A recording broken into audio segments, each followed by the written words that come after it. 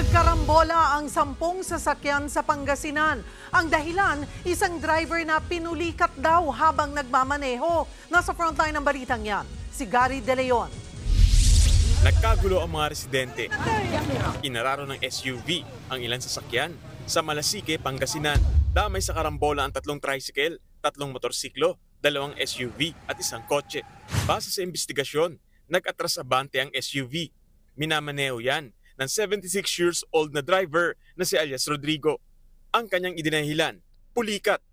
Nanigas daw yung paa niya, kaya nag-stuck yung paa niya dun sa accelerator. Nagsisisi naman daw ang inarestong driver sa nangyari. Lalo't isang tricycle driver ang namatay, 3 ang sugatan. Maaharap si Rodrigo sa reklamong reckless imprudence resulting in homicide and damage to property. Inaalam pa ang kabuoang halaga ng pinsala. Agad namang inalis sa kalsada ang mga nadisgrasyang sasakyan.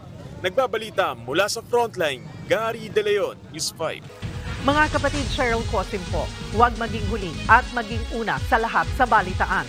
Para sa tuloy-tuloy na talakayang sa frontline, mag-follow at mag-subscribe sa social media pages ng News 5.